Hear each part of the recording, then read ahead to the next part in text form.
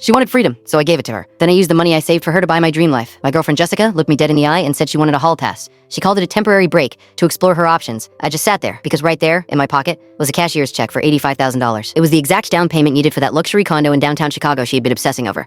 I had worked 80-hour weeks just to surprise her for our anniversary. She kept talking about how she needed to experience the city life before we tied the knot. She expected me to get mad, to raise my voice, to beg her to stay, to make a whole scene. But I didn't. I just took a deep breath, looked at her, and said, "Okay, you're completely free." Her jaw dropped. She stared at me like my reaction was a glitch in the Matrix. I paid the bill, walked her to her Uber, and gave her a wave goodbye. The next morning, I walked back into the bank and voided that cashier's check. Seeing all those zeros drop right back into my savings account felt like stepping out of a stuffy room and taking a breath of fresh, crisp air. Then, I drove home, booted up my laptop, and did something Jessica always called a delusional fantasy. I bought a one-way ticket to Tamarindo, Costa Rica. You see, since I was 19, I dreamed of opening a small surf and coffee shack on the beach, but Jessica, she despised the idea. She said I needed to grow up and stop acting like a teenage beach bum. She wanted a guy in a tailored suit bringing home a predictable salary. Well, 2 weeks later, I traded in my winter coat for board shorts and stepped off a plane into the sweltering heat. I won't lie, the first month was rough. I rented a rundown shack right on the sand that barely had working plumbing. I spent my mornings sanding down old wood to build a custom coffee bar, and my afternoons getting wrecked by the ocean waves trying to learn how to surf. But for the first time in a decade, I felt truly alive. I started sourcing local coffee beans, and within 3 months, my little shack, the Salty Bean, had a line of customers wrapping around the palm trees every morning. Meanwhile, my buddy Mike, back in Chicago, was giving me the unsolicited daily play-by-play of Jessica's grand single life. It was exactly what you would expect. She was posting endless club photos surrounded by finance bros who probably couldn't even spell the word commitment.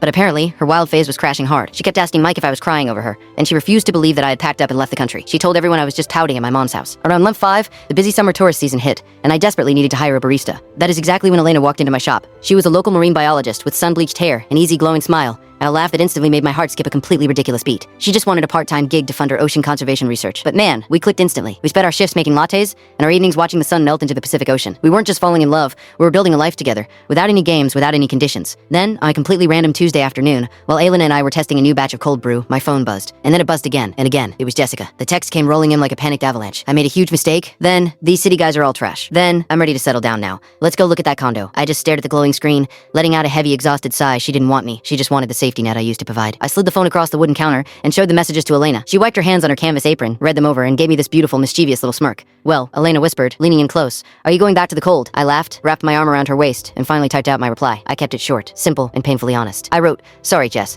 That down payment bought a beach instead, and my fiancé doesn't need to date other guys just to realize what she has right in front of her. Have a great life." I hit send, tossed my phone into the tip jar, and turned my focus back to the girl who actually wanted to be there. 2 minutes later, I heard the faint ping of a furious reply, but I never even bothered to read it. I was way too busy living my absolute dream.